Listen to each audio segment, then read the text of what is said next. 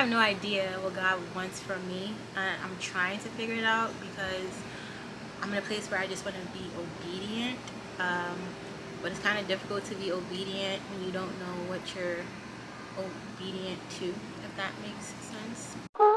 I've been all over the world, and I seem to find this rhyme, and I seem to find his times. But all the pretty girls come from VA.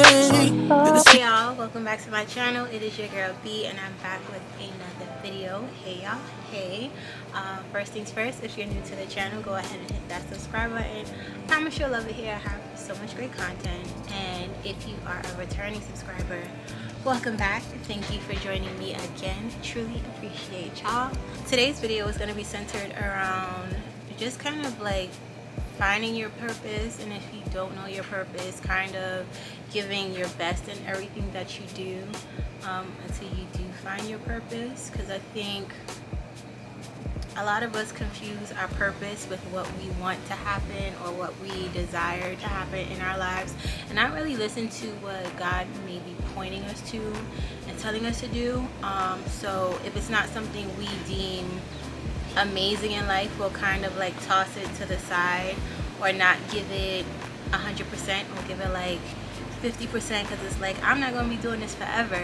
But then you end up finding out that you are doing it forever. So yeah, it's just like living in your purpose, and if you're fortunate to know what your purpose is and you're living it out, that is amazing. But for majority of us out there, we don't know what we're supposed to be doing. We don't know what we're called to do, so we're just figuring it out day by day. One of the books that has been very helpful in me trying to figure out my purpose, or not even figure out my purpose, just like living while I'm trying to figure out my purpose, is the book of Ecclesiastes. So we're going to be reading from the book of Ecclesiastes, chapter 9, verse 10 through 12. Actually, I'm going to take it back one. We're going to go from verse 9 to verse 12. So basically it says, live happily with the woman you love through all the meaningless days of life that God has given you under the sun. The wife God gives you is your reward for all your earthly toil. Whatever you do, do well, for when you go to the grave, there will be no work or planning or knowledge or wisdom. I have observed something else under the sun. The fastest runner doesn't always win the race, and the strongest warrior doesn't always win the battle. The wise sometimes go hungry, and the skillful are not necessarily wealthy. And those who are educated don't always lead successful lives. It is all decided by chance, by being in the right place at the right time. People can never predict when hard times might come. Like fish in a net or birds in a trap, people are caught by sudden tragedy. So it kind of ends on a Debbie Downer, but for the gist of it, you see what it's saying. So in verse 9, where it says, live happily with the woman you love through all the meaningless days of life that God has given you under the sun. The wife God gives you is your reward for all your earthly toil.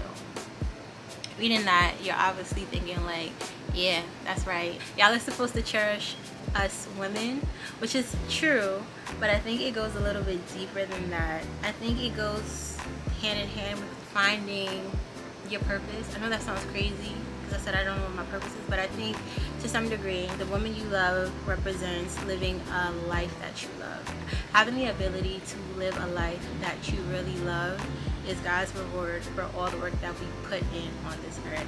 When you meet the person you may marry, I don't think you necessarily know from day one that this is going to be my wife or my husband, this is going to be the person that I love forever.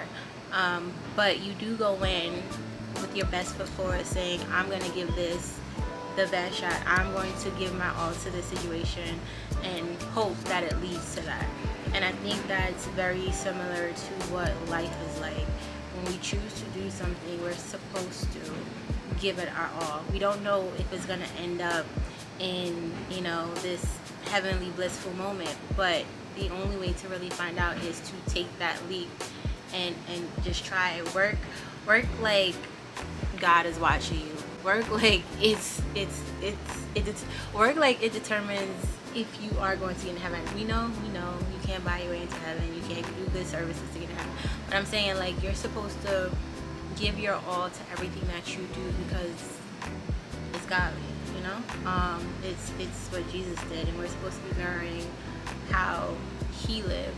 during his time here. Like the wife and the husband scenario, just take it day by day, and then hopefully one day you'll be sure.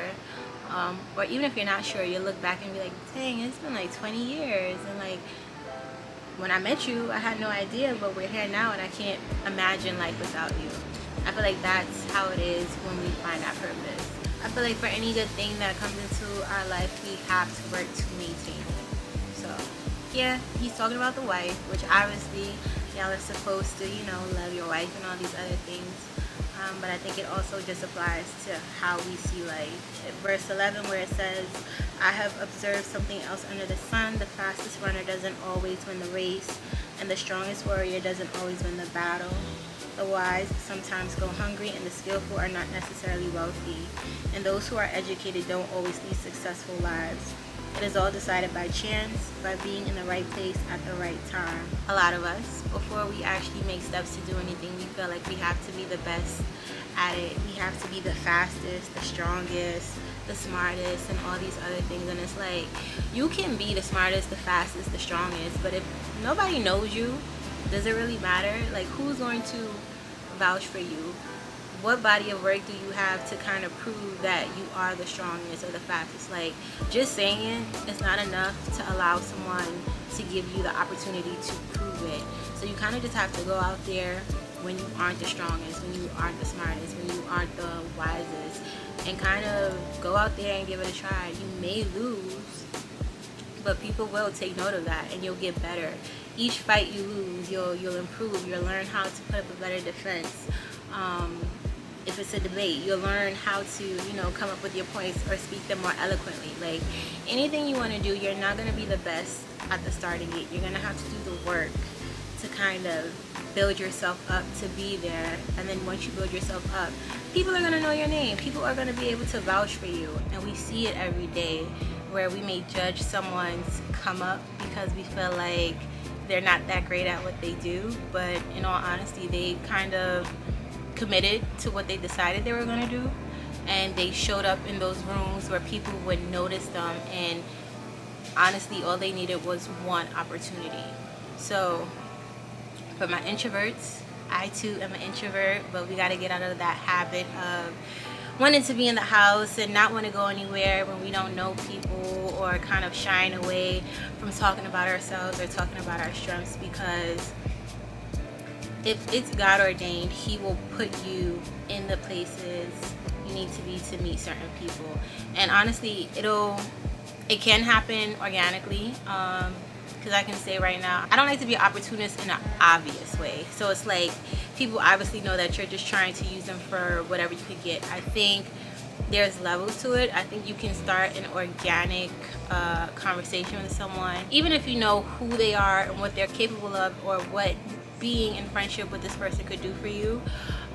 Still go in mindful of that. Just get to know them and see where it takes you. I don't think you should meet someone and then immediately be like, hey, I need this from you, because it's kind of like you don't even really know me, So when we look at verse 10, where it says, whatever you do, do well, for when you go to the grave there will be no work or planning or knowledge or wisdom. I took that to mean stop preparing for things. Like, you can actually over prepare for something to the point where you don't feel ready, so you just won't do it. It's like you feel like you have to know everything. You feel like you have to know everyone. You have to have the perfect setup, the perfect lighting, the perfect people involved. And it's like you're continuously making the plans for it to look perfect, to the point where, like, the time has passed. Your opportunity has obviously passed by, and now you're stuck with all this knowledge and all this wisdom with nothing to do it with. So kind of, yeah, you want to plan, but don't get too focused on perfecting it. I know that if you choose to do something, even if you're not 100% sure, once you choose to do it and you allow God to enter that space and kind of move through you and work through you, He'll actually show up for you. Like, once you show up, He'll be there to kind of push you and guide you along. But He needs to see the commitment that you really are going to show up. You really are going to at least attempt to do it. Because why would He invest His energy in you if you're not even investing in yourself? So show up for yourself, think less, do more, and then figure it out as you go along. Okay, so I wasn't sure if I wanted to talk about this verse. It's a little negative. It's a lot of negative, but it's still relevant. So in verse 12, it basically says, people can never predict when hard times might come. Like fish in a net or birds in a trap, people are caught by sudden tragedy. That pretty much speaks to the idea that nothing is promised. Anything can happen at any moment, and we will never be prepared for it. So I think when dealing with situations like that, it's very important to have a strong foundation when it comes to your faith. I think tragedy will kind of tell you where you are in connection to your relationship with God. It will kind of tell you if you believe and follow Christ like you say you do, because that's when you gotta lean on Him.